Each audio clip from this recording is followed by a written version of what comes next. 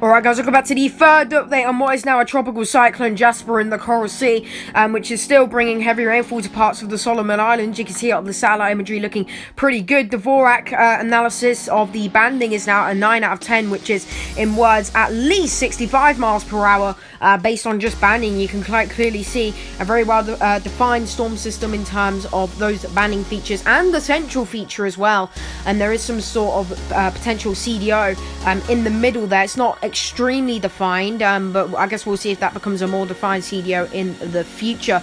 Currently estimated from our cloud estimations, averaged out, the storm has maximum sustained winds of 50 miles per hour with wind gusts up to 65 miles per hour. It has a minimum central pressure of 999 millibars, and it is moving south at 7 miles per hour. And all of this was estimated by our cloud estimations, our algorithm, which is run through Python and can get an estimate on basically every satellite frame. Thankfully, that code hasn't broken yet.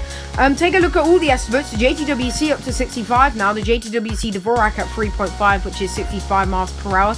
The Bureau of Meteorology is at 50 miles per hour and 10-minute winds. Their Dvorak's also at 50 miles per hour. SAB's Dvorak's at 65 miles per hour. Our Dvorak is staying conservative at 50. Our cloud averaged is 50 miles per hour. CIMS ADT is at 50 miles per hour. NOAA ADT is at 50 miles per hour. And the WCSE system staying comfortably in tropical storm strength right now.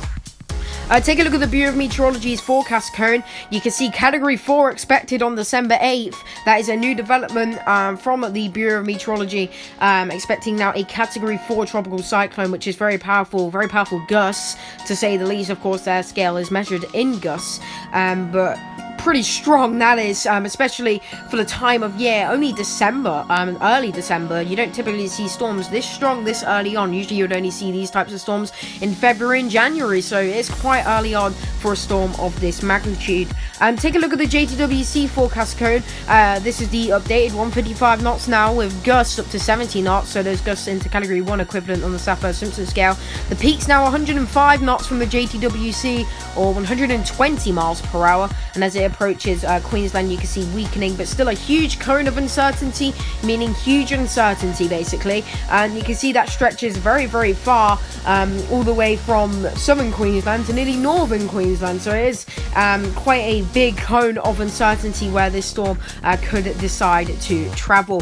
Take a look at the models here from HAVSA, and you can see this is all of the models. We've got quite a few here. The JTWC, of course, expecting a Category 3. The HAVSA now also on board with a Category 4 now, actually. The H-Wolf looks like that is Category 3, if I'm looking at that correctly. We can have a look better on the next chart we have up ahead, but generally, we're looking at a Category 3 here, generally, actually, looking at the model consensus there, based on the hurricane models. Well, here is the HAVSA wind swath anyway, and you can see Category 4, I can't really see it there, but you can see definitely a huge Category 3 swath anyway, to say the least. And you can see some re-strengthening as it approaches Queensland, which is interesting. It just weakens significantly, but then re-strengthens, so I guess we'll see what happens with the winds on that front.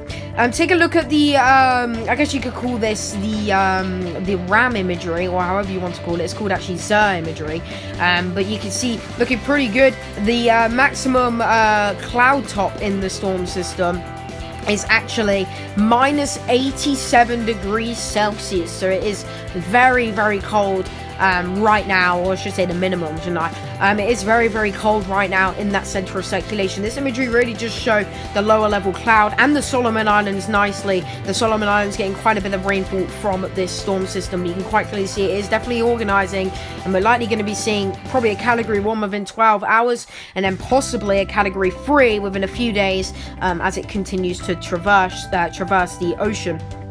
Take a look at Dvorak now. You can clearly see how they could have got that 3.5. It really does look good on Dvorak imagery, really brightens out the colors, especially the banding. The banding looks really, really good, especially for a tropical storm system. And you can quite clearly see very cold cloud tops as well from the Dvorak imagery, the Dvorak curve. Very cold cloud tops on there. The banding, definitely the main feature, really, really prominent and really, really good in the storm system. Anyway, thank you for watching this update on Tropical Cyclone Jasper. I hope you enjoyed. I'll see you in the next update. Peace out.